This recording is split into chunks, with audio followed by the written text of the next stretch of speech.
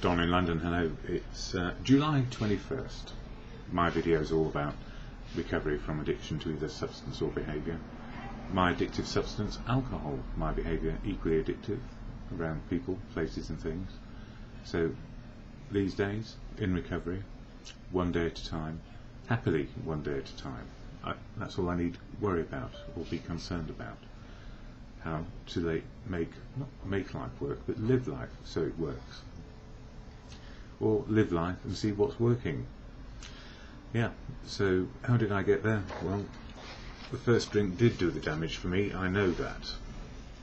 The very first drink I ever had did something to me. It changed the way I felt. It allowed me the luxury to feel okay, joyful, happy, sleepy, because it was at a very young age, and I never forgot it. I can still remember it now and where it was. That was the impact of my first drink. And after that, whenever the opportunity arose, where it did quite often, I would take a drink and take the edge off, fix myself. So what's the difference then between drinking and not drinking for me? Well, in my drinking days I took the edge off and fixed my feelings by using a substance. And if there wasn't a substance, it would be about people, places and things, trying to be with the right people, in the right place, with the right things, and doing the right things. And I grew up in an age where excess was celebrated. So excess in terms of work, relationships, working well, and being joyful. Never really understanding the downside, and if it was going wrong, change the job, change the people, change the place, change the things. Life kept on going as long as I could fix it. So I didn't stick around long enough maybe to feel the deep pain, or rather maybe there was just a deep pain of not understanding how to stay in the right place, with the right people, doing the right things, and working through my feelings. So in recovery I've learned, if my feelings fit the experience that I'm having, real life, if my feelings fit, whether they're good, bad, indifferent, then I'm onto a better place of working out what to do next, or just live the moment. Live the moment as it is. So these days, the old history of back then, of fear, putting on a brave face, and ego covering up anything to do with the negative side of life, I don't do that anymore. Today I'm able to say, okay, what am I facing, what's going on, what do I need to do? And if I don't know what to do, I ask for help. There is nothing wrong with asking for help. And what kept me drinking longest with alcohol was not being able to ask for help and thinking that I had to do it all on my own. Self-will, willpower, and the obsession of overcoming any obstacle under my own steam. Now, in this world, I've learned that most times we do better if we're working with others and they have an understanding of how they can help me when I ask for it. And it took a while to get there. So family, friends, professionals, medical people kept me alive long enough somehow to get a moment of clarity where I thought to myself, and felt it too, that life could get no worse. I kept on waking up when I didn't want to wake up. I kept on drinking when I didn't want to drink. I kept seeking oblivion when oblivion was doing me no good. It was poisoning me. Slowly but surely, and then very quickly towards the end, and no amount of visits to hospital seemed to do anything but fix me for a little while and not do anything about the problem. The problem being me in my head, thinking I had to do it all on my own. Yeah, life works in partnerships, and with agreement we get peace of mind from what is going on around us, and we can fit in with it, fit in with what is going on, be a part of, included, loved, be able to love back and understand those feelings. I was very lucky. Somehow Alcoholics Anonymous, the fellowship, came into my life, and it wasn't under my own instigation. I was very fortunate. My sister rang them up and said, what do you do with a person who can't stop drinking? So that was the starting point, and it took me a long time to understand how AA, Alcoholics Anonymous, might help me. So the reasons why I do these videos on recovery is if you were like me and found it very difficult to give up trying to do it on your own, or trying to cover up so nobody would know what you're trying to sort out, it's better to go and find a bunch of people who know what's going on a daily basis, when we know what addiction is and how to develop sobriety, no matter what the substance or behaviour. And I go to AA simply because alcohol was and would be my primary addiction if I were to indulge again. And don't forget, it's a one-day program, so we don't say it's forever, I'm now recovered. We say I'm in recovery, and it's for today. So we don't set ourselves up for a fall. And if I suppose, had the ego and tenacity or misunderstanding that I could be recovered and that was it, and I don't need to go to fellowship meetings or don't need to address the problem of how to relate to people, I could find myself back in the malady very, very quickly, because my mind would turn to old times and how I did things back then. And it worked for a long time, didn't it? So why might it not work again? And the simple answer is it won't, because one drink does the damage and 1,000 is never enough. You know, there is no off switch when it comes to addiction. So a little bit of help, support and understanding on a daily basis can help us keep sober a day at a time and remain human and right-sized, where our feelings do fit what is going on. We don't store up trouble for the future by shutting down and denying reality. So I'm very lucky, and I share about AA simply because it saved my life and continues to keep my life working as well as it can, with a bit of peace and serenity and peace of mind on a daily basis, even when it can be, and I can be, surrounded with turmoil. So we don't have peace of mind 24 hours a day, we don't have happiness 24 hours a day, and we don't need to have sadness 24 hours a day, unless it's exceptional, where we have reasons to grieve the loss of people or something which is really important to us. And it's a grieving process when you get into recovery, because you're giving up an old life and giving up the best friend you ever had, drink, or the substance of your preference.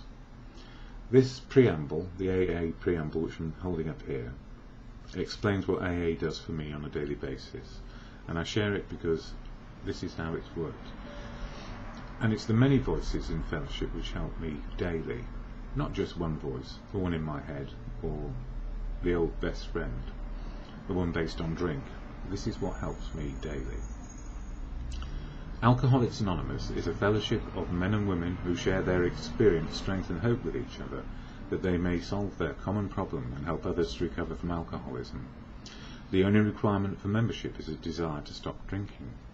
There are no dues or fees for AA membership. We are self-supporting through our own contributions. AA is not allied with any sect, denomination, politics, organisation or institution. It does not wish to engage in any controversy, neither endorses nor opposes any causes. Our primary purpose is to stay sober and help other alcoholics to achieve sobriety. The best of news: be in fellowship, relate to people each and every day, keep up the connection so we don't become isolated, alone, and cold and switched off from life. But what I know about the fellowship of AA, I cannot speak for it, never can, never will, but I can share how it helps me on a daily basis. And the simple reason is, every person in AA has a voice, and it's the many voices which help me keep sober. And I cannot speak for another person, nor for a fellowship, but I can share about how it works for me. And there's the 12-step program, which is also shared on this card, this sort of fold-out card. So you've got the 12 steps on one side and the 12 traditions on the other. 12 steps, learning how to be open, honest and willing to change as life changes. And 12 traditions all about unity, service and recovery. So steps for an individual to live well, one day at a time. And it's not a rigid prison that we're creating freedom to make the best choices based on life and reality as it is today.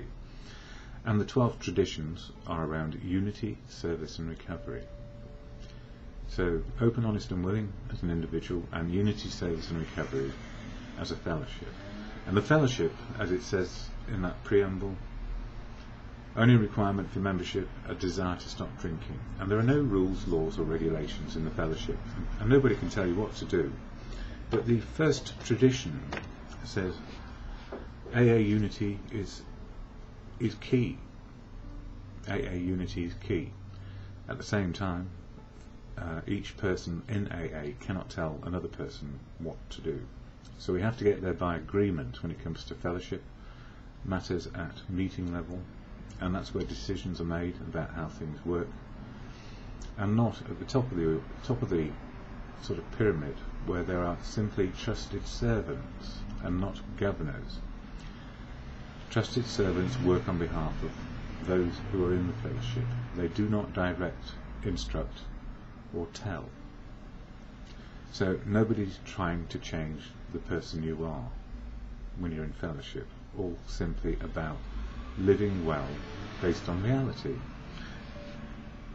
If it works in fellowship, maybe it will work in our outside lives as well. And I found that to be the case, because I'm not trying to control anybody else. I'm trying to see how I may be included, how to love people, be loved back, and useful as best I can with whatever resources at my disposal.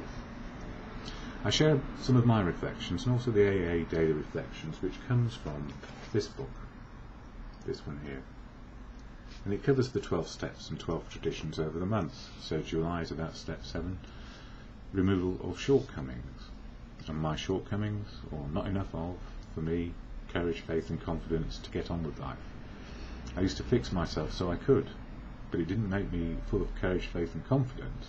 It covered up the fear, the need to put on a brave face, and the ego around shame and guilt of not being good enough. So I'm learning courage, faith and confidence, simply one day at a time. And it accumulates in terms of skill and wisdom. And I learn the skill and the wisdom not only by doing, but listening to other people. Again, the many voices in recovery. So the AA Daily Reflection for today is, it talks about a priceless gift for July 21st. By this time, in all probability, we have gained some measure of release from our more devastating handicaps. Mine, fear of life, the need to cover up and deal with shame and guilt by ignoring it. We enjoy moments in which there is something like real peace of mind. To those of us who have hitherto known only excitement, depression or anxiety, in other words, to all of us, this newfound peace is a priceless gift. And it is peace of mind. Just simply peace of mind based on what's happening now, and being included in something or other. I am learning to let go and let God, or let go and let good conscience guide me. To have a mind that is open and a heart that is willing to receive God's grace, or the grace of sharing and inclusion in all my affairs. In this way I can experience the peace and freedom that come as a result of surrender. And surrender in this instance is about my way or the highway. My way versus thy way, and the thy way is the many voices of reason and wisdom we can listen to. It has been proven that an act of surrender originating in desperation and defeat, that's the defeat of saying I cannot beat this ism on my own, can grow into an ongoing act of faith, and that faith means freedom and victory. Well, for me it means freedom of choice. I don't know that it is victory.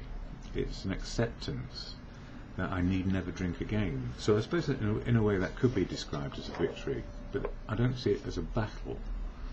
I'm not struggling against a war or something like that. An acceptance that it's better to be sober and keep on being included and learn how to live life. So this morning, with the idea of peace of mind in my head, I just had a quick look in Wikipedia, which is very useful, and what it said about peace of mind. Peace of mind, the absence of mental stress or anxiety, and the presence of serenity, calm, quiet, comfort of mind, inner peace. Those all sound like good words, but they do mean something if you've experienced those feelings, and I have, more often than not these days. But on the other hand, one man's peace might be another man's poison. So where another might find peace and serenity doesn't necessarily mean we're going to find it in the same place. That is why the many voices in fellowship help us and guide us and show us what other people are up to and how they get their peace of mind, or how they may be poisoned by another's way of living. After all, we are all different.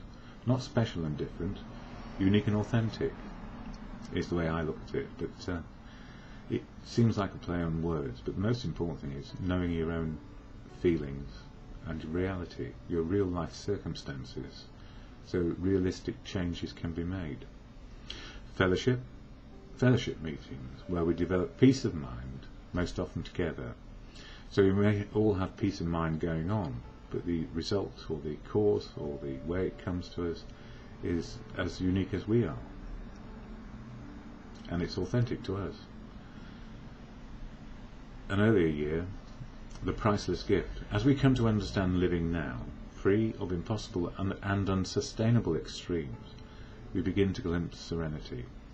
Serenity and acceptance of what we can do and cannot do, and a feeling of right about the truth. Learning the truth so we know what we can and cannot do. And feeling okay about that. Happy. Sometimes we'll be sad at the truth because it's beyond us, what we would like. So serenity might be a little far off, especially if we're grieving something. Yep, as denial fades in life's ordeals, less fear, brave facing and ego, I guess we come to truth spiritual. Truth spiritual is always now. So our spiritual life is as big as the life we have, really, human-sized, one person-sized. We don't exceed the boundaries and become a spiritual giant in the eye, or if we do in the eyes of others, we're probably being put on a pedestal, which is not very helpful. I would guess if anybody would call another person a guru, the reliance on the words of that person can actually stifle what is going on in our own heads. So guidance, yes, but not control or manipulation when it comes to listening to the words of other people. We still need to make our own minds up, and our spiritual progress is as good as our truth is about our own life. Everything is spiritual, and it's always now. Again, we can become more practiced at how to understand ourselves, but it doesn't mean the experience is any better or worse than anybody else's. Even when life is horrible, it's still spiritual, and often pain is the touchstone of spiritual growth. They, whoever they are, say. I haven't found out who they are. Maybe I'm one of them now. And another year, living, courage, faith and confidence. Every day as we develop our wisdom living life, our experience, strength and hope grows. So our experience grows, we gain more strength, and possibly it improves our hope about our situation. Our feelings develop, our emotions are true to life now, and less a reaction to our history. So rather than something come up which reminds us of the past and we react with the full force of our history, we keep it in the day, look at it in perspective. Maybe I reacted that way back then, but today I want to know, how do I fit into this? And it's not all about me, but we need to find our own path. Joyful or sad, light or dark, as life is, the spiritual connection is always to the truth of today. So the idea, it's almost like, if I go down that track, I'll start to undermine the confidence of other people in what I'm trying to say. We all have our opinions about spiritual. I don't want to undermine anybody else's. But mine is always going to be based on reality. Truth, spiritual, is reality. It's how I can live in that reality and my options and freedoms of choices. I'm not free to do everything. Freedom doesn't mean you can do everything and anything. It means freedom to know and understand what is possible. And if we're not sure, ask for help. Ask for help. Ask people to be included and help us with our decision making when we need to. Yes, we are not alone, even though sometimes we might prefer to be. That's another story, another time.